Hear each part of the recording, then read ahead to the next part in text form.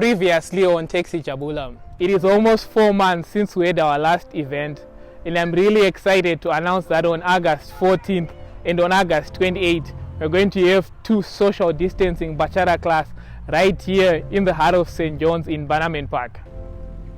Welcome to another ride on Taxi Jabula, a show where ideas and conversations always come together to touch a lot of us.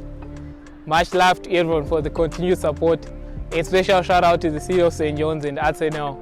It is your grants which continue making it possible for us to keep doing this show. I'm your host, Mr. T, and today's episode I'll be giving you a taste of what to expect in our upcoming August Bachata classes. One challenge that I see a lot, especially when I'm starting to teach people, especially for people like me who might not necessarily have a background in Spanish, a lot of the music for Bachata is in Spanish, and not many people can understand Spanish. And also to add to that, some people might not come from a background where they're exposed to music theory before. So I know how it feels. I was like that a few years ago, and I've managed to put in the work and listen to music all the time. I find the more you listen to the music, the better, the more intuitive it becomes. But there is still a way to train, and that's one thing that we'll be focusing when we do the class. So in a lot of Bachata songs, when the song starts, usually you don't hear instruments operating in those 8 counts, but we're just taking the whole 4 counts to just count 2 movements. So during the slow part, as part of our routine, we just start nice and easy. So we'll go side side. So we'll do our 1, 2, 3, 4, 5, 6, 7, 8. So one thing that we want to quickly incorporate there is also to get the hips working. So essentially you don't necessarily move your hips, but you bend your knees, and that's what makes your hips move. So you can start with going with either way.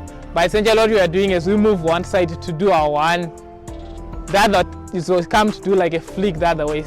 And then you also do another side, you do a flick. I try to incorporate the hands quickly. I found when I started dancing myself, I used to focus more on the feet and the moves.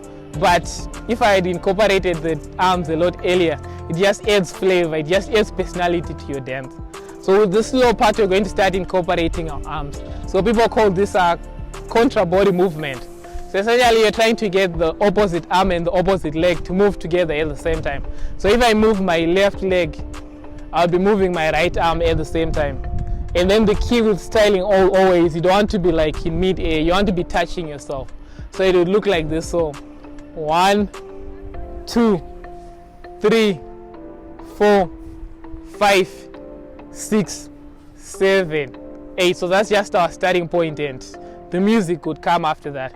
So if I do it to the side, one thing that I want you to point out is you see how I'm pointing like nice straight arms. So it looks like this. So 1, 2, 3, 4, 5, 6, 7, 8. So I'll just do it to music one more time, a song by DJ Soul Tricks, and just to get an understanding of our starting point, and then we'll add on to that. So before I let you go, I'll do it to music one more time, but don't forget we have 2 Bachata classes coming up on 14 August and 28 August.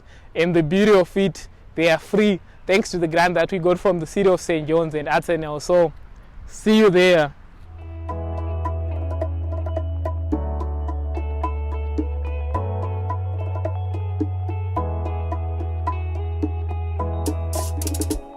Are you drunk enough?